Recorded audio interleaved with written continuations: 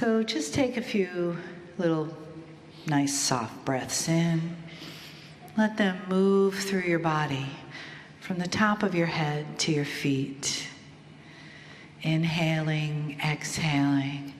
Just feel that nice big circle of breathing, of life force.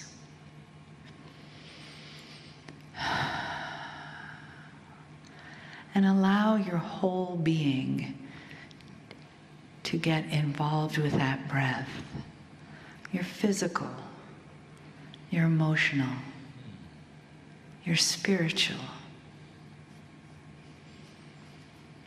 So that as you breathe this beautiful breath, as we share this beautiful breath here, you can feel the love in the room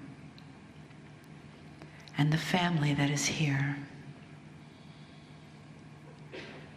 And whatever it took today to get you to this place, this time, this energy, just allow yourself to feel the gratitude for that.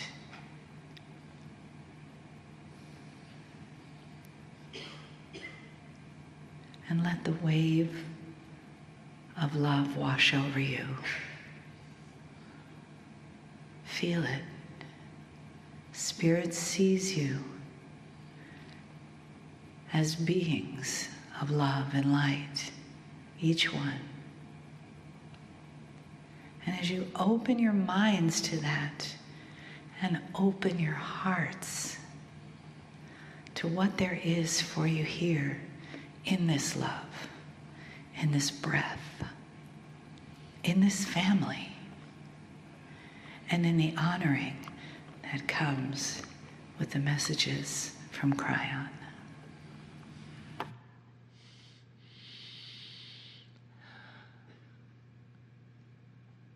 Greetings, dear ones. I'm Kryon of Magnetic Service. The entourage we spoke of earlier remains. Difficult for so many to believe. It's something that old souls would say, and light workers would group together and say, well, feel the energy, see the colors. It becomes standard esoteric talk. But there's reality here.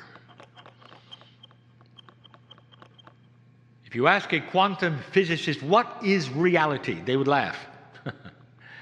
And they would say, which dimension are you speaking of? Because the physicists understand that there is dimensional reality that is far different than what you would experience.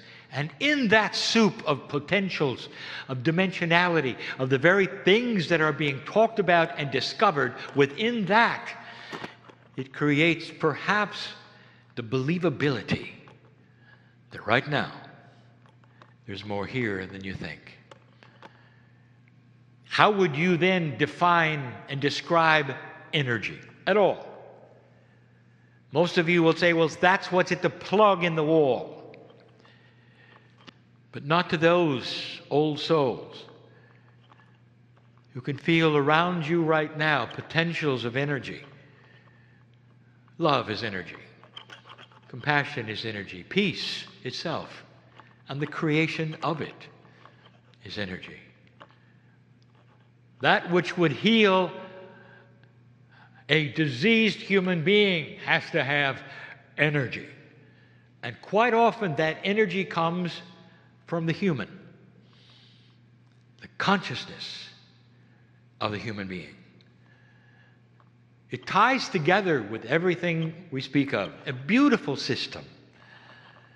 It is not odd or strange or weird. Dear ones, yesterday's weird is today's reality. And that is the case for the future. Today's weird will be tomorrow's reality. And so just for a moment, I want you to listen. To things perhaps we've not spoken of before that are explanations of the way things work in a beautiful system. It's a system that goes beyond that which you can see or even sense. I'll tell you things here, now, in these teachings, that you would question because they're not what you're taught. But rather than questioning them based upon what you were taught, look at them in a practical way. Does it make sense? And then you can rewrite what you were taught.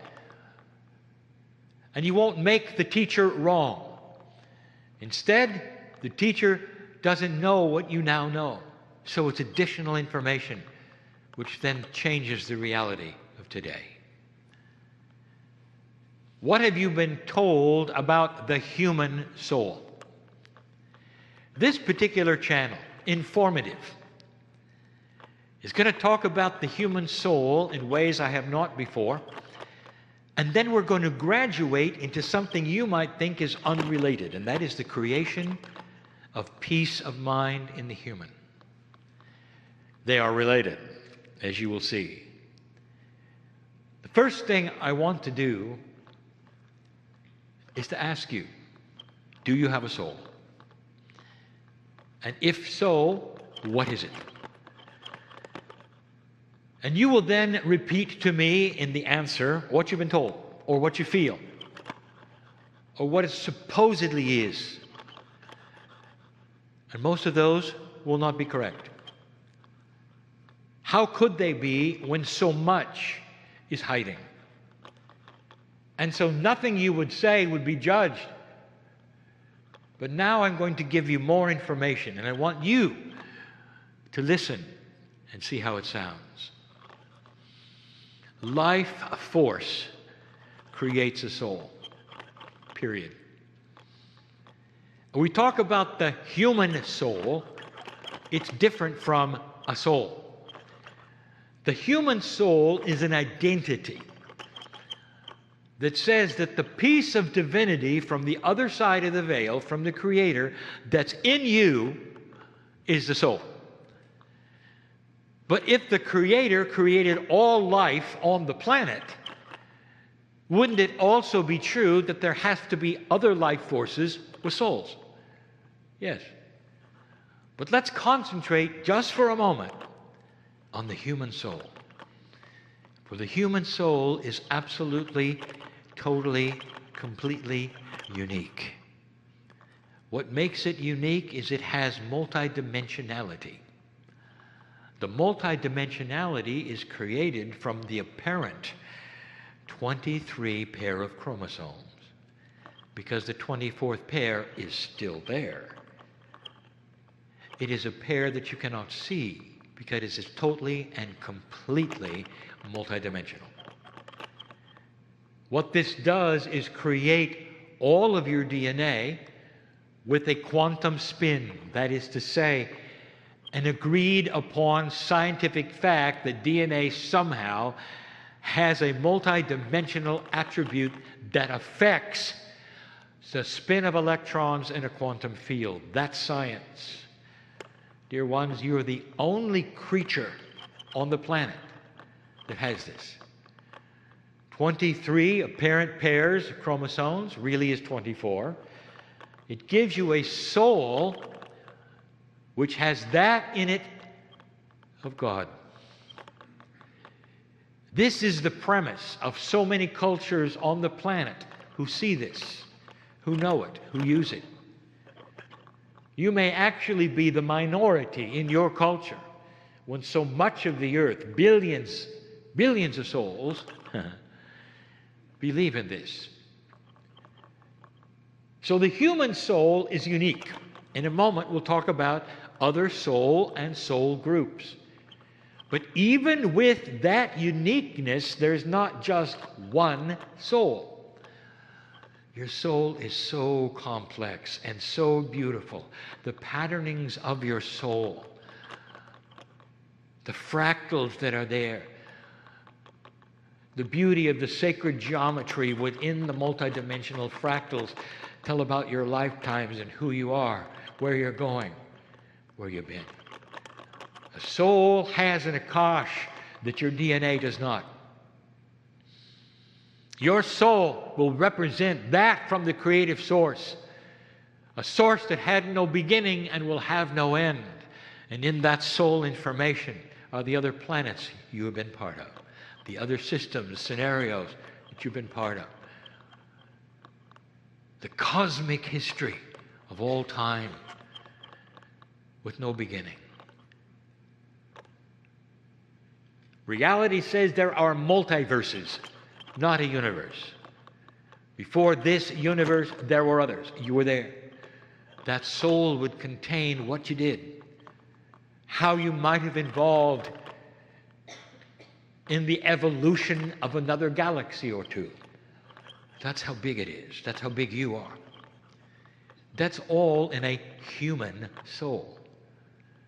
There's more.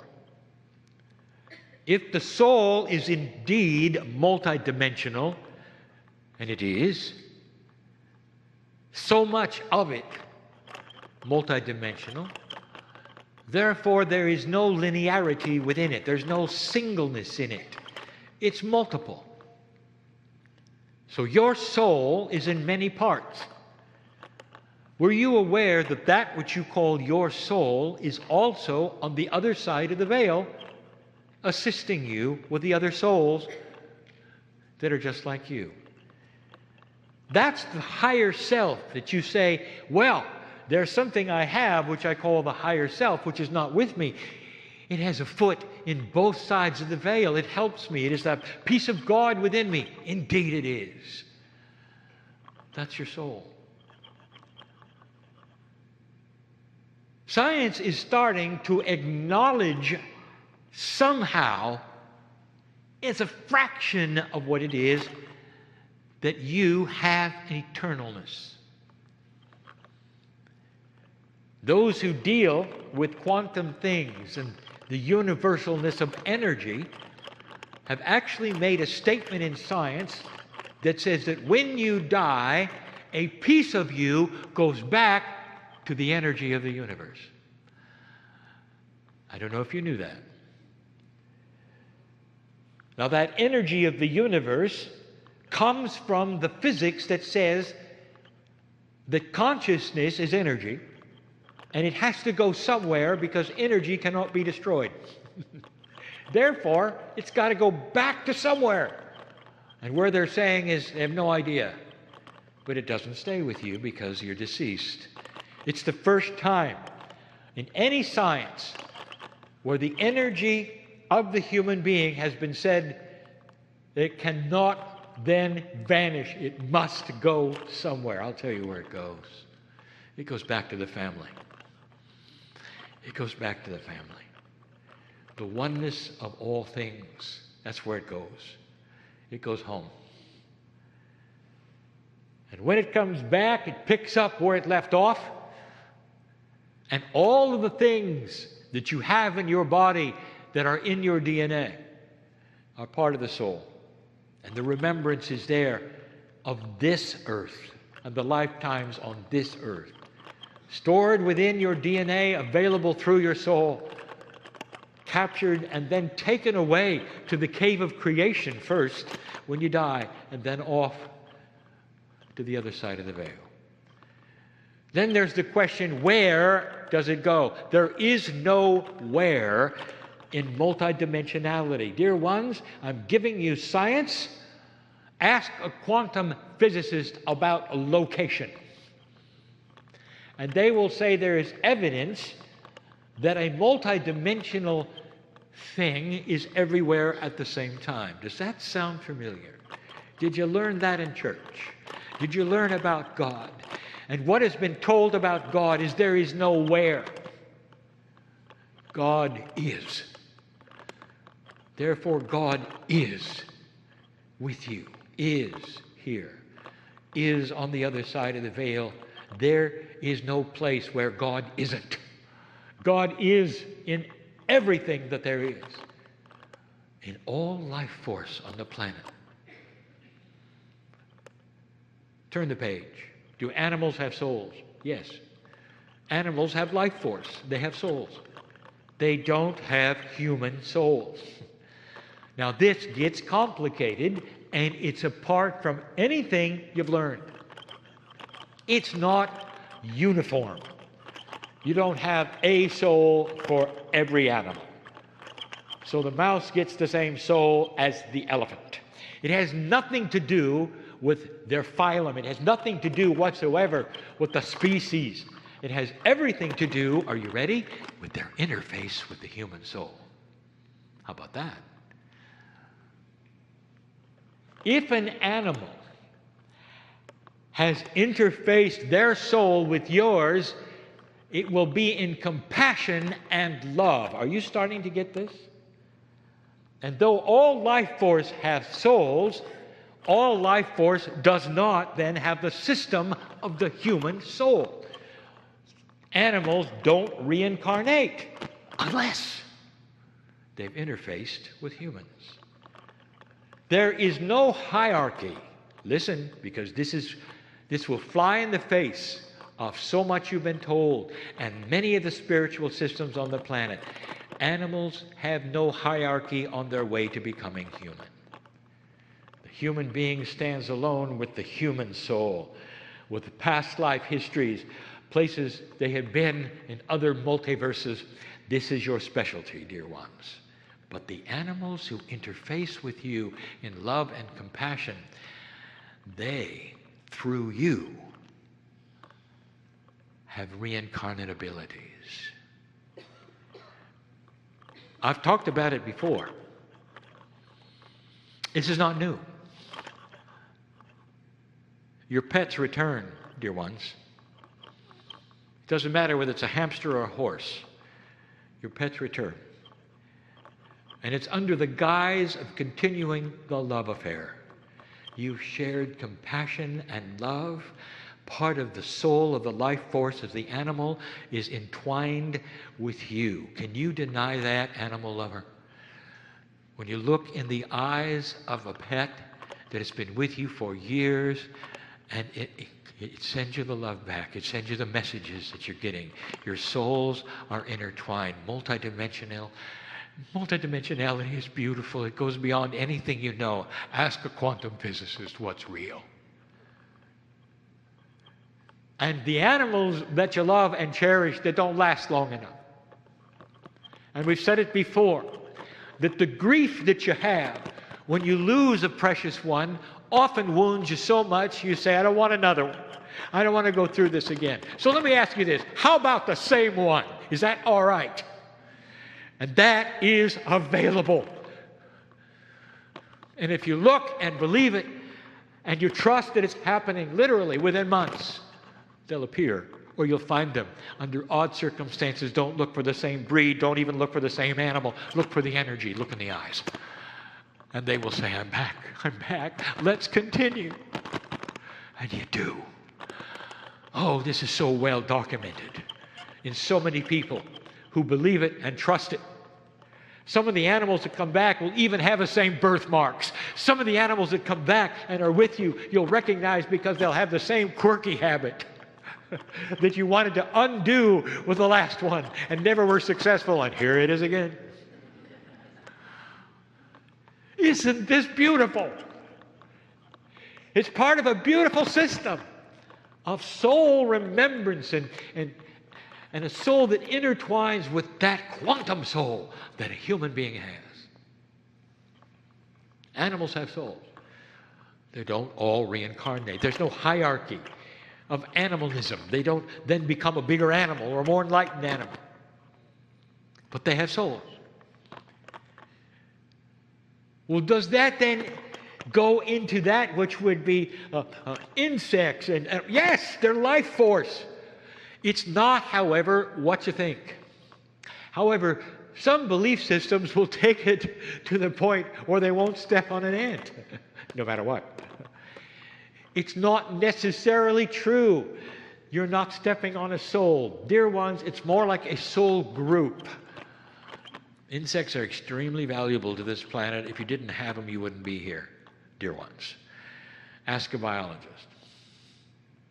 It's a soul group. Let me give you another soul group. Tree hugger. Does a tree have a soul? It has a group soul called Gaia. A tree's roots may be intertwined, growing with other roots. So, who gets the soul? Which tree? Everything that creates the life and is alive on the planet that would come under the category of nature is part of a soul group. And it responds to human consciousness. Have you seen the experiments where the plant will recognize the human in a condition where the human perhaps has been angry with another plant and killed it? And when that human comes back in the room, the plant which is still alive reacts. And you can measure it with life force. Or how about the opposite? There are those among you call green thumb. And they have an alliance with the plants. In other words, their human soul, in a multidimensional way, is connected to the group soul of Gaia. Everything they touch grows. Interesting. Human nature can fall into several categories of interest regarding plants and this attribute of green thumb. It's in your Akash. Did you know that? The chances are this is what you did before, and before, and before. Farmers become farmers, become farmers, become farmers. The Akash is rich with this. My partner came from engineering literalness and linearity. He cannot grow anything. And he won't. There is no alliance with Gaia. Not in that way. This explains his fascination with Gaia. Because he knows it's there, he feels something, he wants it. But there's no alliance. Only because his interests are somewhere else. There's no judgment. It just is. And that means that those who do have an alliance belong where they are, planting seeds and growing things and becoming farmers. Do you see a system here? Souls of the earth. A combination soul, not individual souls. The soul of Gaia. Do you see the complexities of this? So let us then go to another subject, but it isn't. You're in a new energy on this planet. This energy is ripe with paradigm shift. A paradigm is the way things work. You've grown accustomed to certain things, the way they work. And what I'm going to tell you next is almost all of the paradigms that are personal that you have are ones that you've learned in an old energy. And they invite shift. Total and complete paradigm shift. So let's open the subject of internal peace. Dear ones, how do you get peace over things that are going on? Worldwide, government-wide, in your own life, with others you see. Old souls are sensitive. And so there's so much there that starts to react when you see things that are not right. Worse even than that is the worry and the anxiety you feel about things that are happening with you, to you, around you. That which is happening perhaps to your family, which is heartbreaking, or to yourself, which causes so much anxiety and fear, and you can't get a handle on it. You can't. We told you in a channel very recently all about fear. This has nothing to do with fear. Not really. Not really. Oh, you're afraid, but this has to do with anxiety and worry. Anxiety and worry, which always seems to be present no matter what you do. And the only escape that you have often is sleep, and even then, your dreams are filled with anxiety and worry. Or perhaps you come to a meeting like this, and for a moment or two, you can relax into the arms of Spirit, and you will feel peaceful until you leave. Sometimes there will be those who come over and help you, laugh with you.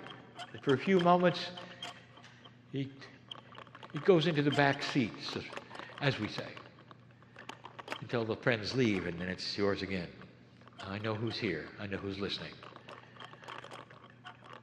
Let me tell you the paradigm that has worked in the past. You get help. And there's numerous kinds of help from different kinds of places. Now, this goes for everyone. This is not just the old soul. This goes for everyone. Help comes externally. You go to someone who can help you. Perhaps it's somebody who would be involved in spiritual things, a leader, a priest, a pastor, someone who will sit with you, a psychologist, somebody who can sit with you and make sense of your anxiety. Dear ones, these are so beautiful. These people who are helping people. And they do. And then you leave. And you're still anxious. You can't shake it. The paradigm is this. Help comes from the outside. Now I want to rewrite that. Welcome to the soul. The soul is a piece of God inside you that is so underrated. It's something that happens. It's there. Did you know that scientists have measured the human body's weight when a human being dies? There have been experiments that put a human being with their acknowledgement and with their permission on the kind of a weight scale that can measure the point of a pencil on paper. And when that human has its heart stop beating, their weight changes. And there's been different results of how much a soul weighs. But there it is again. Science saying that it has to be there. There is something about the energy of consciousness. And when it goes away, even your body weighs less. Welcome to the underrated soul. I'm going to call this channel All Grown Up, because you are now in a position in this new energy to start using that which you just thought was there because you were spiritual, or there because you were a piece of God, or there because the Creator had something to do with it. The soul is ready now to be part of the creation of peace in you. Not your brain, not your heart, not the pineal. I'm talking about your soul. Where is it? The answer is yes. It's everywhere. It's in you. It's in the Merkaba. It's around you. It is you. It belongs to you. It is multidimensional, and it is filled with energy and power, grace, compassion, help. And the new paradigm will say, get out of your head. From that which you learned from whomever, turn to that which you have instead of somebody else. How? Well, you're not going to get very far, because your habit of talking to your soul, your body, your innate, your energy has been the habit from the past. And what is that habit? And the habit is, number one, all good things come from someplace else. Number two, what you tell yourself every single day. Here we go with affirmations. Here we go with reframing. Here we go with basic human nature. What do you say out loud to your soul? To that energy around you which is so precious every day.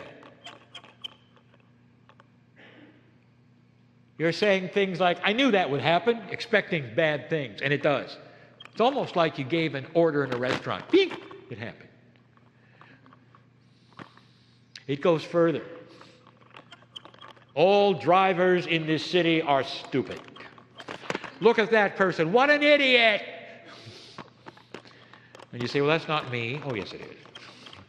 Whether you said it out loud or whether your brain hatched it out and you didn't say it, it's still there. You expect bad things. Humanity itself is horrible. You take a look at the earth and you say, we're headed in a bad way. This is just awful.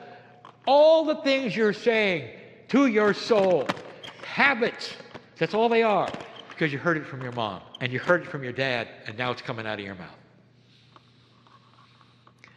If you choose to change the paradigm of what your brain and your heart and your compassion and your pineal mixed together have to say about the earth on an everyday scenario, I will tell you, your soul is going to start feeding you answers and solutions. I don't like what I see on the news. That's not really what I believe. That's what the news is giving for now. There is so much more that is not being reported. Look at that driver, what he did. I wish I could go over there. I wish I could give him some compassion and he'd feel better. Look at what just happened. That scenario is something I will not create again. I create miracles in my life. I have healing coming my way. There is God in every single human soul. They may not know it. They may not see it. But I know it's there. And I'm going to celebrate the Creator in everything I see, every situation I see. I'm coming from a different paradigm now because I see better. There's light everywhere. There's not darkness everywhere. And the more that is said, the more real it becomes. And that starts to affect that which you call your soul. All connected to the innate, all connected to the biology. Dear ones, that's why some of you don't last very long. You tell your chemistry every day how awful everything is. You tell your chemistry every day that you don't expect to live very long.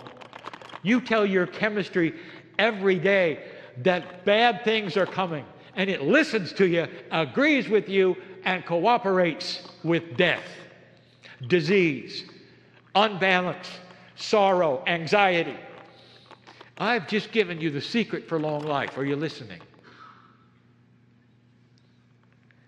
Your soul is built to be a piece of God that delivers divinity and peace to you.